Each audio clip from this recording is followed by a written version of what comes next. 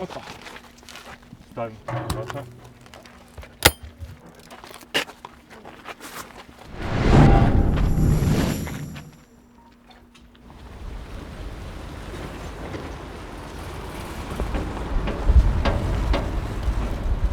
We're heading to the MH17 crash site. The rebels and the Ukrainians have agreed on a security corridor to the area for international observers, which we're going to use today. But the road in places has been bombed by the rebels. This bridge was destroyed to prevent the Ukrainians from going forward, but they've put some pontoon pieces down here that we're using to get across.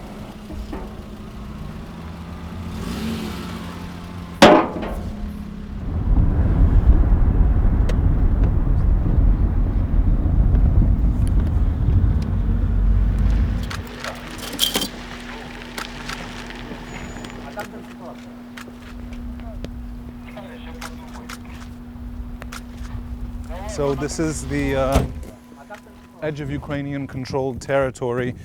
Down that way is the crash site for MH17, and a road which is supposed to be a safety zone, but we actually don't know who controls either side of the road because the crash site is squarely in rebel-held territory.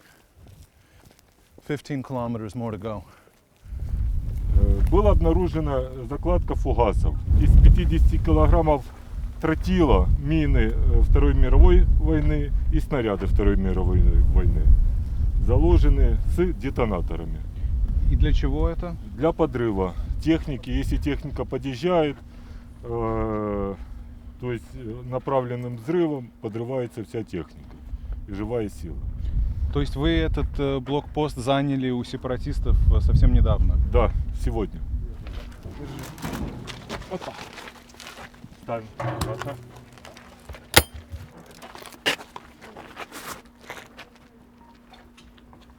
Вот смотрите. Вот сюда установлен был детонатор. Вот такой детонатор. Просто вставлен. И электропровод, который при помощи машинки подрывалась. Ну и все остальное. Вот точно так же вот и мина такого же макара сделана. Мины, то есть, лежали отдельно, ячейки выкопаны отдельно, а тротил, вот мешок с тротилом, лежал сверху. Вот, и прикрыто целлофаном, засыпано землей. Все.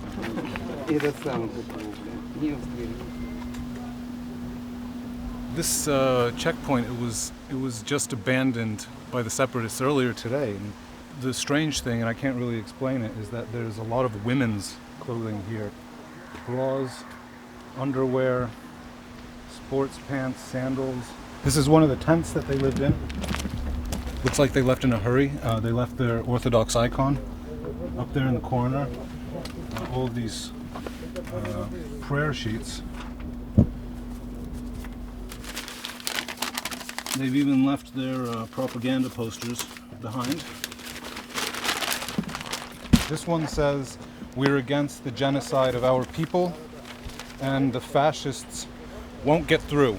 But to be honest, the Ukrainians have been gaining a lot of ground over the last few days, taking over a lot of territories, and it seems like they have the separatists on the back foot because they're retreating from checkpoints like this one without even putting up a fight. This is Donetsk. This is where we are, and this is Lugansk. So the Ukrainian army has moved really far south, and they've got another group fighting down here. So they've almost closed the circle around Donetsk to separate it from Lugansk and the Russian border, which is this red line.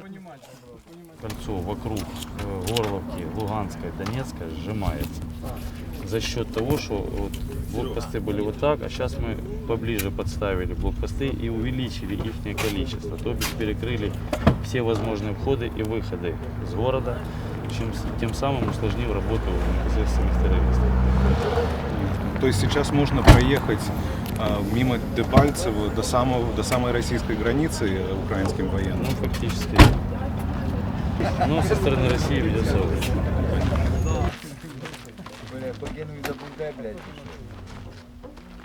Мы можем дальше до места крушения проехать? Сейчас пришла оперативная информация, что нежелательно туда ехать, потому что